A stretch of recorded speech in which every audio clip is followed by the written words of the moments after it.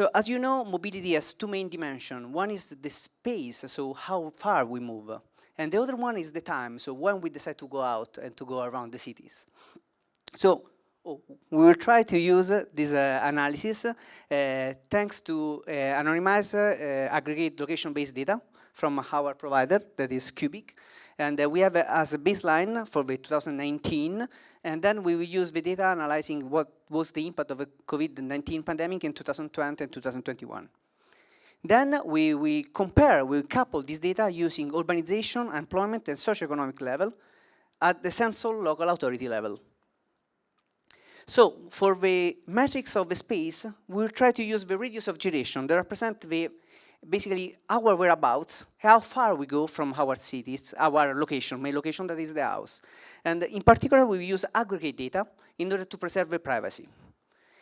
Then, for the time dimension, we will start to use the mobility synchronization that represent when we wanna go out, and we'll try to we define a new matrix that use a format transformation in order to basically couple all the simultaneous, the synchronicity of the people that go out at a given time of the day. How is this routine through the 24 hours?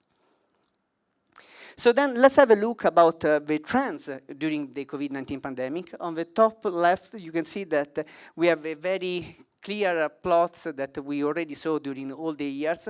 And in the red line, in particular, we present the space dimension and how does it change during the COVID-19 pandemic. We have a steep drop during the first lockdown, and then a slow recovering up to the second lockdown, and then a steep drop again to the second and third lockdown. But interesting, something happened differently between the time dimension. So if we look about the synchronicity, we have still a huge drop, but then we have a gap in the recovery.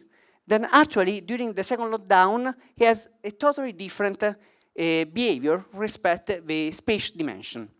So how we can couple, how we can analyze better, how we can describe the digital fingerprint of a time dimension. So we try to assess this using other metrics from the census.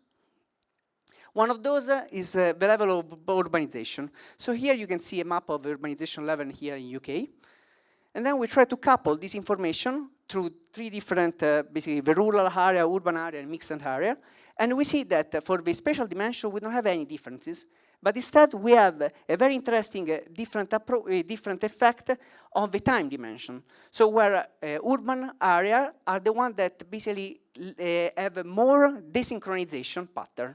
So basically, with the mix, like stay-at-home policy, mixed job policy, this one affected the time dimension.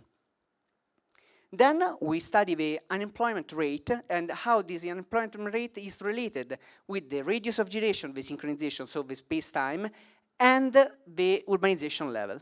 As you can see, we have, of course, during the pandemic, we have a huge rise of unemployment, but then we have an increase in correlation either in the space and the time dimension, but it was more evident in the time dimension, as you may see, because in the rural area, we have a very deep decrease in the correlation of the time, so people start to move around, to going around at different times. It doesn't preserve the routines, and either in the urban areas.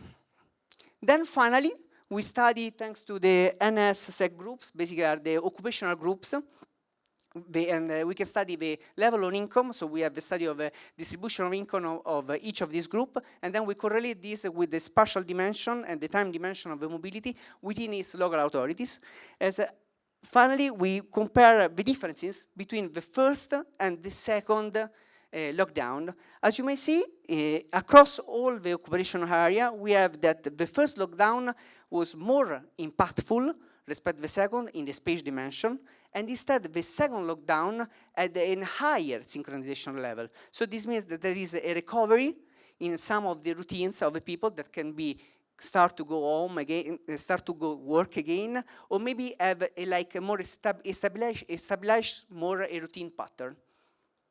So this paper will be out in archive very soon. This is my collaborators for the paper, and thank you for your attention, and sorry for the fonts that were misaligned due to Microsoft PowerPoint. Thanks very much.